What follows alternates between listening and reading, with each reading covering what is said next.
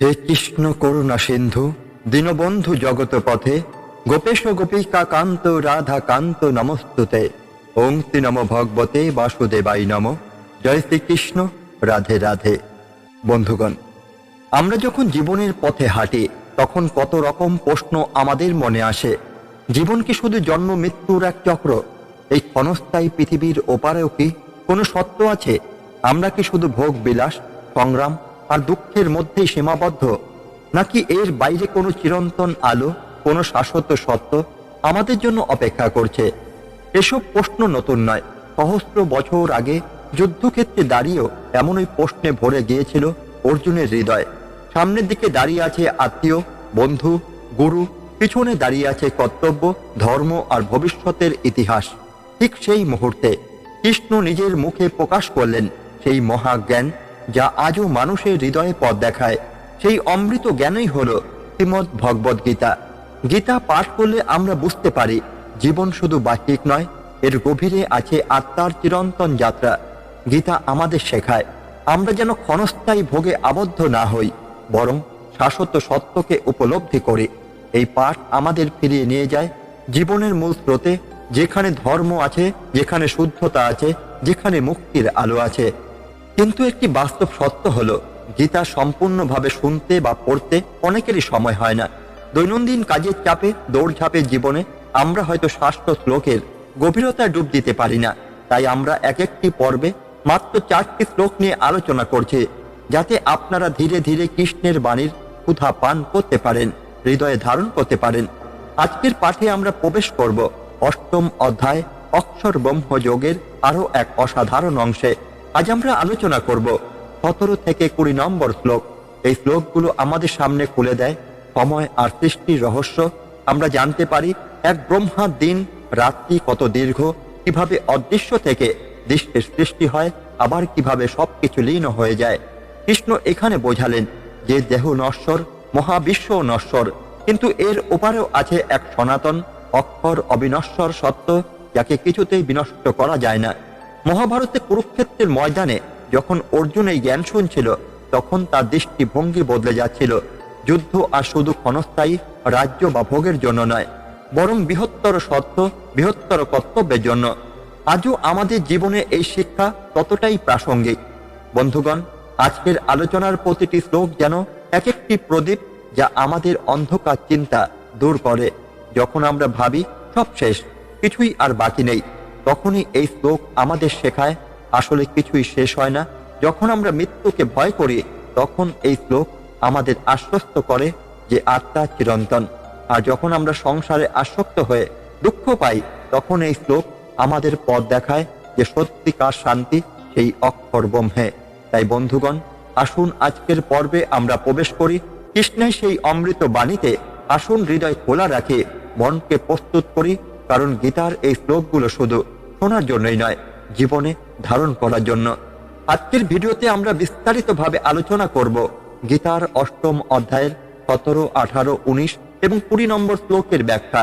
শুনুন কৃষ্ণের মুখ থেকে নিঃসৃত সেই বাণী, যা অর্জুনের মতো আমাদেরও বিভ্রান্তি দূর করবে, ভয়কে জয় করতে সাহায্য করবে এবং জীবনের সত্যকে উপলব্ধি করাবে। তাহলে চলুন শুরু করি আজকের গীতা পাঠ। শ্রীমদ্ ভগবদ গীতার 8ম অধ্যায় অক্ষর ব্রহ্মযোগের 17 নম্বর শ্লোকটি হল, সহস্র যুগ পর্যন্ত মহর্যদ ব্রহ্মণবিদু রাত্রিং যুগ সহস্রান্তাং দেহ রাত্র বিদজ্জনা। এখানে ভগবান শ্রীকৃষ্ণ অর্জুনকে বলছেন, মানুষ যেমন একটি দিন আর একটি রাতের মধ্যে জীবনকে মাপে, ঠিক তেমনি ব্রহ্মার একটি দিন সমান 1000 যুগ, অর্থাৎ সহস্র যুগ, এবং তার একটি রাত্রিও সমান 1000 যুগ। এই রহস্য যারা জানে, তারা প্রকৃত অর্থে সৃষ্টি চক্রকে বোঝে। অর্থাৎ সময় শুধু আমাদের ব্যক্তিগত জীবনের জন্য নয়, পুরো সৃষ্টির জন্য একটি চক্রবৎ ব্যবস্থা।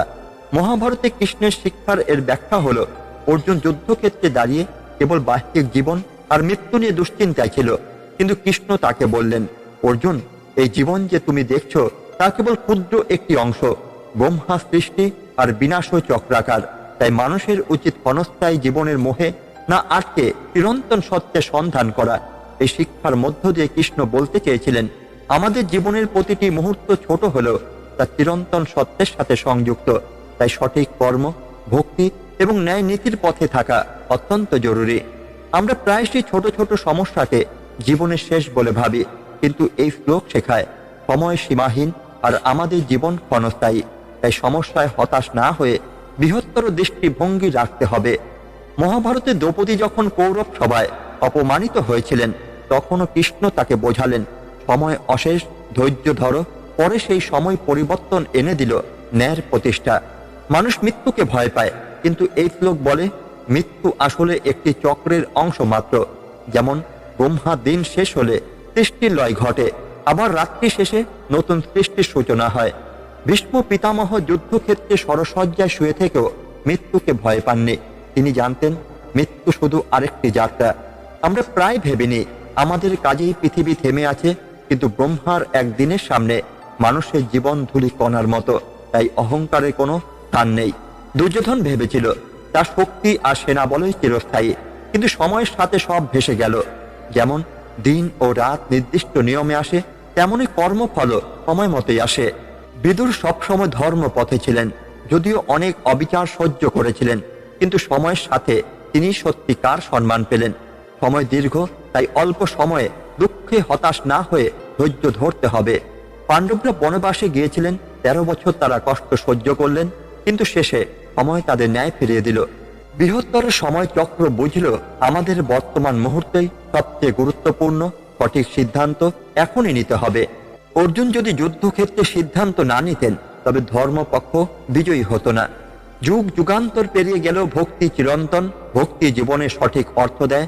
বিদুরের ভক্তি কৃষ্ণকে তার গৃহে নিয়ে এসেছিল, যদিও তার ঘর ছিল দরিদ্র। এই শ্লোক শেখায় যা ক্ষণস্থায়ী তাকে আঁকড়ে ধরা বৃথা, তাই হলো আত্মা, ভগবানের নাম। যুধিষ্ঠির কখনো সাময়িক রাজ্য লোভে ভুল পথে হাঁটেননি। যে জানে সময় অশেষ, সে জানে আসল লক্ষ্য ভগবানের ধ্যানে আত্মস্থ হওয়া। মহর্ষি ব্যাসদেব জানতেন ব্রহ্মার সময়চক্র, তাই তিনি মানব জাতিকে গীতা ও মহাভারতের মতো শাশ্বত জ্ঞান দিলেন। যখন বুঝি আমাদের জীবন কত ক্ষুদ্র, তখন প্রতিটি মুহূর্তকে কৃতজ্ঞতার সাথে কাটাই। অভিমন্যু মাত্র 16 বছর বেঁচেছিলেন, তবুও তিনি এমন বীরত্ব দেখিয়েছিলেন যা যুগের পর যুগ স্মরণীয়। অর্জুনকে কৃষ্ণ শেখালেন, অর্জুন, তোমার জীবন ক্ষণস্থায়ী হলেও তার মূল্য অপরিসীম, কারণ প্রতিটি কর্ম তোমাকে চিরন্তনের দিকে নিয়ে যায়। আজকে যুগও এই শিক্ষা প্রাসঙ্গিক। সময় অশেষ, কিন্তু আমাদের জীবন সীমিত, তাই ক্ষুদ্র জীবনের প্রতিটি ক্ষণকে অর্থপূর্ণ করতে হবে ভক্তি, ন্যায় ও কর্মের মাধ্যমে। শ্রীমদ্ ভগবদ গীতার 8ম অধ্যায় অক্ষর ব্রহ্মযোগের 18 নম্বর শ্লোকটি হল, অব্যক্তাদৌ ব্যক্তয় সর্বাপভন্ত হরাগমে প্রত্যগমে ফলিয়ন্তে প্রত্যব্যক্ত সঙ্গকে। ভগবান কৃষ্ণ অর্জুনকে বলছেন, অব্যক্ত অর্থাৎ অদৃশ্য অবস্থা থেকে সমস্ত জীব জাগতিক দিনে অর্থাৎ ব্রহ্মার দিনে প্রকাশিত হয়, এবং রাত্রির ব্রহ্মার রাত্রি আগমনে তারা আবার সেই অব্যক্ত অবস্থাতেই লীন হয়ে যায়। এটি জন্ম মৃত্যু চিরন্তন সত্য। সৃষ্টি ও লয়ের চক্র অব্যাহত থাকে। যুদ্ধক্ষেত্রে দাঁড়িয়ে অর্জুন ভেবেছিল, কেন এত মৃত্যু, এত ধ্বংস?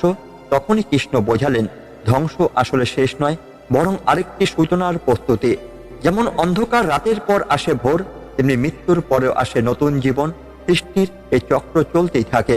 জন্ম মৃত্যুকে ভয় না করে বোঝা উচিত, এটি প্রকৃতির নিয়ম। প্রতিটি মৃত্যু আসলে নতুন জন্মের সূচনা।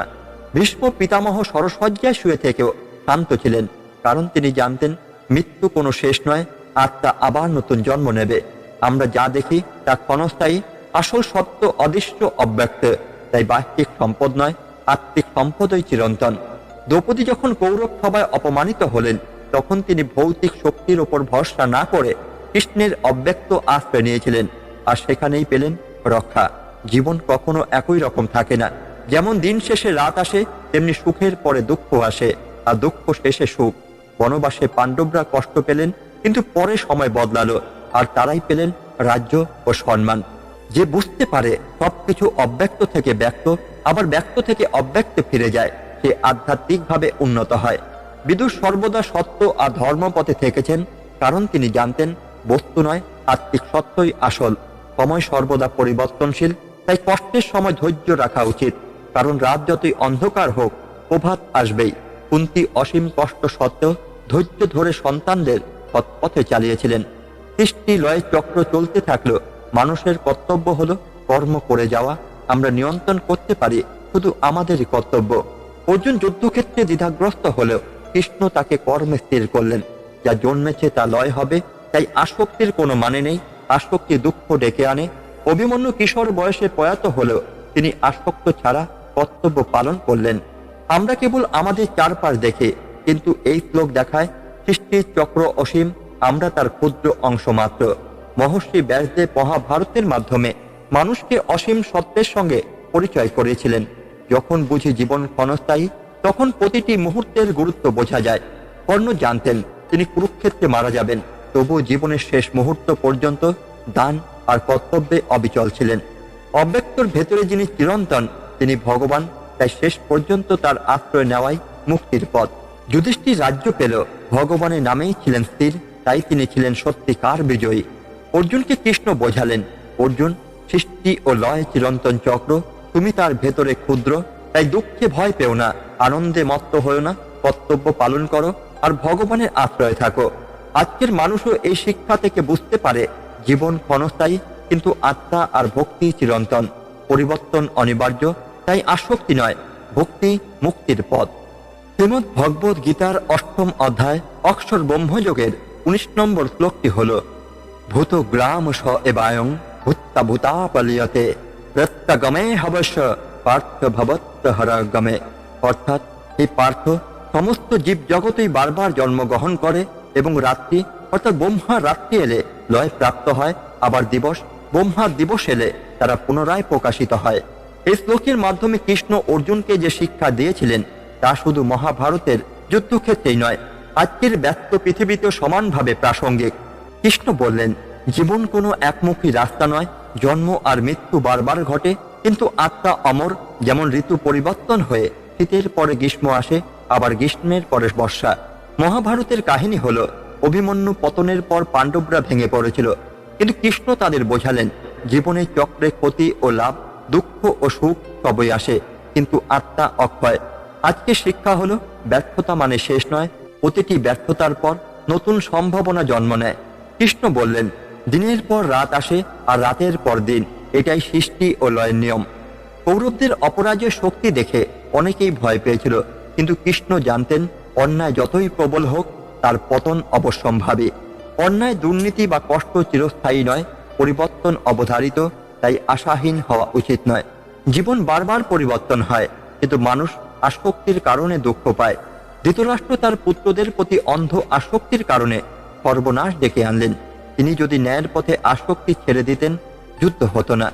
মোহ ও আসক্তি আমাদের সিদ্ধান্তকে অন্ধ করে। চাকরি, অর্থ, সম্পর্ক এসবের প্রতি আসক্তি ছেড়ে দিলে শান্তি পাওয়া যায়। কৃষ্ণ শিখিয়েছিলেন, মৃত্যু মানেই বিনাশ নয়, এটি নতুন জন্মের পথ। ভীষ্ম পিতামহ বাণবিদ্ধ অবস্থায় থেকেও মৃত্যুকে ভয় পাননি, কারণ তিনি জানতেন আত্মা অমর। প্রিয়জনকে হারানো কঠিন, কিন্তু কৃষ্ণের বাণী আমাদের শেখায় তারা অন্য রূপে আবার প্রকাশিত হবে। সময়ের প্রবাহে দিন রাত, জন্ম মৃত্যু, সৃষ্টি লয় ঘটে। কৃষ্ণ অর্জুনকে বলেছিলেন, কালো সমীলক ক্ষয়কৃত, অর্থাৎ আমি সময়, যা সবকিছুকে গ্রাস করে। সময়ের মূল্য বুঝে চলতে হবে। যে সময় নষ্ট করে সে জীবনের চক্রে পিছিয়ে পড়ে। শরীরের পূর্ণ জন্ম হয়, কিন্তু আত্মা অক্ষয়। গীতা শুনে অর্জুন বুঝেছিলেন, যাদের তিনি হত্যা করতে চলেছেন তাদের আত্মাকে কেউ আঘাত করতেই পারবে না। আজকে শিক্ষা হলো, শরীরের সৌন্দর্য, অর্থ বা পথ সবই ক্ষণস্থায়ী, কিন্তু আত্মিক জ্ঞান ও সৎকর্ম অমর। দিন রাত, জন্ম মৃত্যু এসব আমাদের নিয়ন্ত্রণে নয়। দুর্যোধন ভেবেছিলেন তার শক্তি দিয়ে ভাগ্য বদলাতে পারবে, কিন্তু প্রকৃতির নিয়ম তাকে শিক্ষা দিয়েছিল, প্রকৃতির নিয়মকে অমান্য করলে দুঃখ বাড়ে।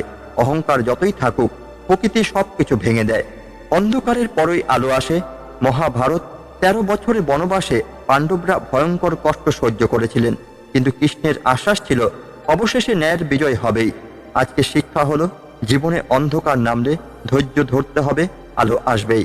যেভাবে রাত এসে সবকিছু গ্রাস করে, তেমনি অহংকারও মানুষকে গ্রাস করে। দুর্যোধনের অহংকারই তাকে পতনের দিকে ঠেলে দিল। অহংকার যতই বড় হোক তার টিকবে না, বিনয় স্থায়ী শক্তি। জন্ম মৃত্যু চক্র থেকে মুক্তি পেতে হলে কেবল ঈশ্বর স্মরণই পথ। যুদ্ধক্ষেত্রে অর্জুন যখন কৃষ্ণের শরণ নিলেন, তখন তিনি সত্য শান্তি পেলেন। মানুষ যতই ব্যস্ত থাকুক, প্রতিদিন ঈশ্বরকে স্মরণ করলে মনে শান্তি আসে, জীবনের অর্থ স্পষ্ট হয়। এই শ্লোক আমাদের শেখায় জীবন ক্ষণস্থায়ী, সবকিছু বারবার জন্ম মৃত্যুর চক্রে ঘুরছে, কিন্তু এর মধ্যেই আমরা যদি আত্মাকে চিনি, সময়কে মূল্য দিই, আসক্তি ত্যাগ করি এবং ঈশ্বরের স্মরণ নেই, তবে আমরা প্রকৃত শান্তি লাভ করতে পারি। যেমন মহাভারতের প্রতিটি চরিত্র কৃষ্ণের উপদেশ থেকে শিক্ষা নিয়েছিল, তেমনই আজ আমাদেরও কৃষ্ণের বাণী হৃদয়ে ধারণ করতে হবে। শ্রীমদ্ ভগবদ্ গীতার 8ম অধ্যায় অক্ষর ব্রহ্মযোগের 20 নম্বর শ্লোকটি হল পরস্তু তাত সুভাবত্তন্ন ব্যক্ত ব্যক্তাত সনাতন যশ্চ সর্বেষু ভূতেষু নশ্বচ্ছু না বিনশ্যতি। অর্থাৎ হে পার্থ, এই দৃশ্যমান অদৃশ্য জগতেরও অতীত এক চিরন্তন অদৃশ্য সত্তা আছে, যিনি সকল জীবের নাশের মধ্যেও কখনো নাশপ্রাপ্ত হন না। এখানে কৃষ্ণ অর্জুনকে বোঝাচ্ছেন যে দৃশ্যমান ও অদৃশ্য জগতের ওপারেও এক শাশ্বত সত্তা বিরাজমান, যিনি অক্ষয়, যিনি চিরন্তন। এই শিক্ষা মহাভারতের যুদ্ধক্ষেত্রে যেমন ছিল অপরিহার্য, তেমনই আজকের যুগেও তার সমান প্রয়োজন। দেহ নষ্ট হয়, কিন্তু আত্মা কখনো নষ্ট হয় না। ভীষ্ম পিতামহ বাণবিদ্ধ হয়ে শয্যাশায়ী থেকেও নির্ভীক ছিলেন। তিনি জানতেন তার আত্মা অক্ষয়, দেহ মাত্র ক্ষণস্থায়ী। আজকের শিক্ষা হলো মৃত্যু নিয়ে ভয় না করে জীবনকে সৎপথে ব্যবহার করতে হবে। মৃত্যুর পর আত্মার যাত্রা চলতেই থাকে। যা চোখে দেখা যায় না, সেই অদৃশ্য সত্তাই আসল সত্য। অর্জুন যুদ্ধক্ষেত্রে বিভ্রান্ত হয়েছিল দেহ দেখে, কিন্তু কৃষ্ণ তাকে অদৃশ্য আত্মার চিরন্তন বোঝালেন। শুধু বাহ্যিক চাকচিক্য নয়, অন্তর্গত মূল্য বোধই প্রকৃত শক্তি। ধন, পদ, সৌন্দর্য, শক্তি সবই নশ্বর। দুর্যোধন ভেবেছিল রাজ্য তার স্থায়ী সম্পদ, কিন্তু যুদ্ধ শেষে সবকিছু ভস্ম হয়ে গেল। ধন সম্পদে নয়, নৈতিকতা ও জ্ঞানে বিনিয়োগ করো। চিরস্থায়ী শান্তি আসে অক্ষর ব্রহ্মকে জানার মাধ্যমে। অর্জুন যখন কৃষ্ণের শরণ নিয়েছিলেন, তখনই সেই মানসিক শান্তি পেল। ব্যস্ত জীবনে ঈশ্বর স্মরণই প্রকৃত প্রশান্তি দেয়। সবকিছু ভেঙে গেল, কিছুই সত্যি শেষ হয় না। অভিমন্যুর অকাল মৃত্যু ছিল করুণ, কিন্তু তার বীরত্ব অমর রয়ে গেছে। আমাদের সৎকর্ম ও মূল্যবোধ মৃত্যুর পরও বেঁচে থাকে। মৃত্যু ও বিনাশকে ভয় করার কারণ হলো আমরা অদৃশ্য শাশ্বত সত্তাকে চিনি না। অর্জুন প্রথমে যুদ্ধ এড়াতে চেয়েছিল ভয় থেকে, কিন্তু কৃষ্ণ জ্ঞান দিয়ে তার ভয় দূর করেছিলেন। আজকে শিক্ষা হলো জ্ঞানই ভয়ের ওষুধ। যত জ্ঞান অর্জন করবে, ততই দৃঢ় হবে। ক্ষণস্থায়ী জগতের প্রতি আসক্তি দুঃখের মূল।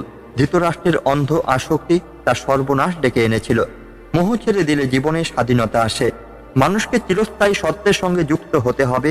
যুধিষ্ঠির সর্বদা সত্য ও ধর্ম আঁকড়েছিলেন, তাই সব হারিয়েও তিনি বিজয়ী হলেন। জীবনে সত্য ও ন্যায়কে আঁকড়ে ধরলে ভয়ের কিছুই থাকে না। দেহ একদিন নষ্ট হবে, কিন্তু কর্ম চিরন্তন প্রভাব রাখবে। কর্ণের দানশীলতা আজও স্মরণীয়, যদিও তিনি মৃত্যুবরণ করেছিলেন। কি রেখে যাচ্ছি? টাকা নয়, আমাদের কর্মই আগামী প্রজন্মকে প্রভাবিত করবে। অক্ষর ব্রহ্মকে চিনতে পারলে জন্ম মৃত্যুর বন্ধন ছিন্ন হয়। অর্জুন এই জ্ঞান পেয়েছিলেন বলেই যুদ্ধক্ষেত্রে দ্বিধা কাটিয়ে কর্তব্য পথে চলতে পেরেছিলেন। আত্মার জ্ঞান অর্জন করলেই জীবন অর্থপূর্ণ ও নির্ভীক হয়। এই শ্লোক আমাদের শেখায় ভৌতিক জগতের ওপারেও এক চিরন্তন সত্য আছে। যা কিছু চোখে দেখা যায় তা নশ্বর, কিন্তু আত্মা ও অক্ষর ব্রহ্ম চিরন্তন। মহাভারতের যুদ্ধক্ষেত্রে কৃষ্ণ অর্জুনকে যেমন বোঝালেন, তেমনই আজকের ব্যস্ত ও অশান্ত পৃথিবীতেও এই শিক্ষা সমান গুরুত্বপূর্ণ। আমরা যদি ভৌতিক আসক্তি ছেড়ে আত্মার জ্ঞান অর্জন করি, তবে জীবনের সব ভয়, দুঃখ ও অস্থিরতা মুছে যাবে। শ্রীকৃষ্ণ গীতার 8ম অধ্যায়ে অর্জুনকে বলেছিলেন, দেবতাতে দিন রাত্রি কত দীর্ঘ, সৃষ্টির চক্র কিভাবে বারবার ঘটে চলে, আর এক অদৃশ্য অবিনশ্বর চিরন্তন সত্য কিভাবে সবকিছুকে অতিক্রম করে থাকে। এই দৃশ্যমান জগৎ ক্ষণস্থায়ী, কিন্তু তার ওপারে আছে এক চিরন্তন অক্ষর ব্রহ্ম, যা কখনো বিনষ্ট হয় না। এই শিক্ষার একটি জীবন্ত রূপ আমরা পাই মহাভারতের যুদ্ধক্ষেত্রের এক বিশেষ ঘটনায়। কুরুক্ষেত্রের রণাঙ্গনে যখন ভীষ্ম পিতামহ শয্যা গেথে শুয়ে আছেন সরসজ্জায়, চারিদিকে যুদ্ধের আগুন জ্বলছে, তখনই অর্জুন, যুধিষ্ঠির, ভীম, নকুল, সহদেব সকলেই গিয়েছিলেন তার কাছে শিক্ষা নিতে। ভীষ্ম তখন যুদ্ধে আর অংশ নিতে পারছেন না, কিন্তু তার প্রজ্ঞা এখনো অক্ষয়।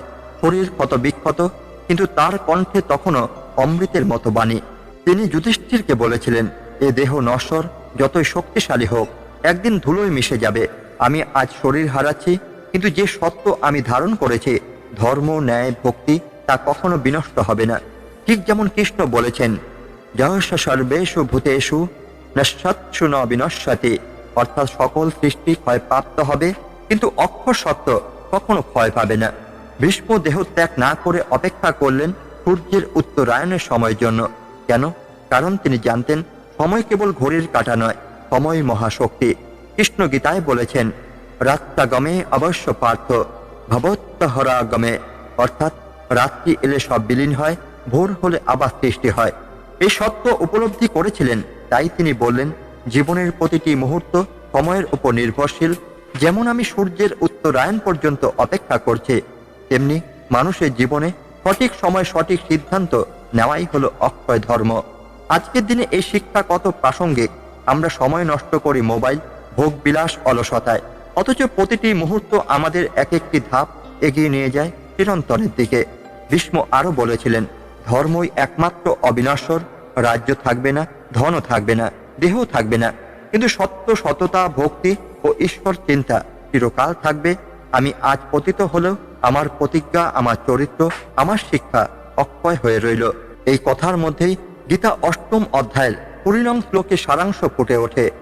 পরস্তু ভাবত্ব ন ব্যক্ত ব্যক্তাত সনাতন, যে সত্য অব্যক্ত, যে কখনো নষ্ট হয় না, সেটাই চিরন্তন অক্ষর।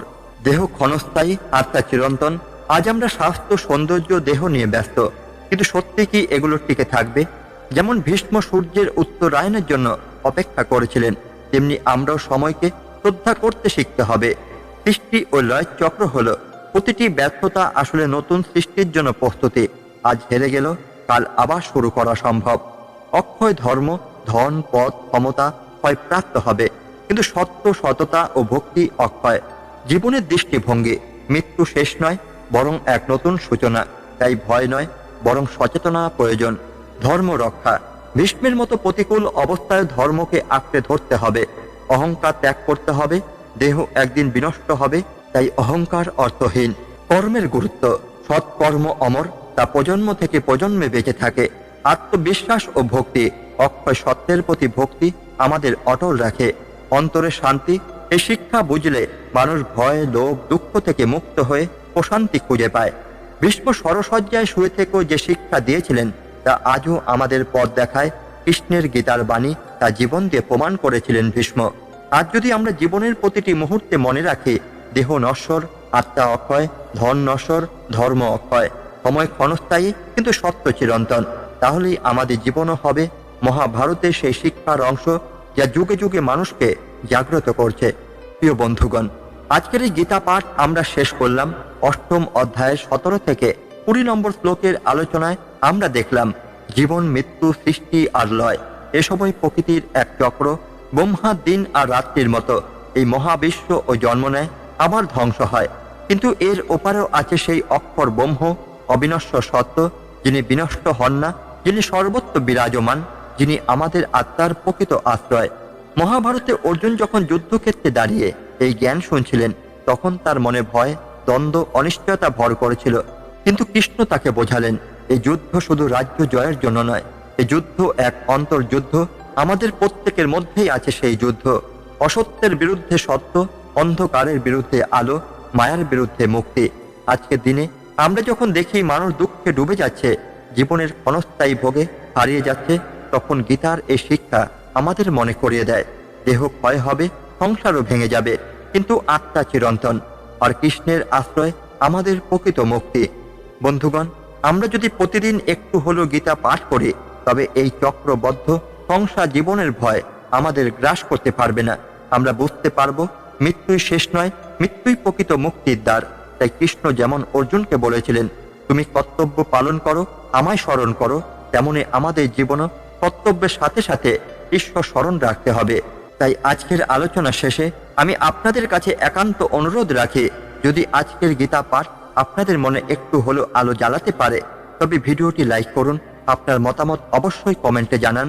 আপনাদের প্রতিটি মতামত আমাদের জন্য মূল্যবান। আর আমাদের চ্যানেল সাবস্ক্রাইব করতে ভুলবেন না, যাতে ভবিষ্যতের গীতা পাঠ আপনারা মিস না করেন। শেষ করার আগে আসুন আমরা সবাই একসাথে হৃদয় কৃষ্ণকে স্মরণ করি। তার নাম উচ্চারণে সমস্ত ভয় দূর হয়, সমস্ত দুঃখ ক্ষয় হয়। হরে কৃষ্ণ কৃষ্ণ কৃষ্ণ হরে হরে, হরে রাম রাম রাম হরে হরে। এই মন্ত্র আমাদের মনে শান্তি দেবে, জীবনের অন্ধকার দূর করবে এবং চিরন্তন আলোর পথে নিয়ে যাবে। ধন্যবাদ। জয় শ্রীকৃষ্ণ। রাধে রাধে।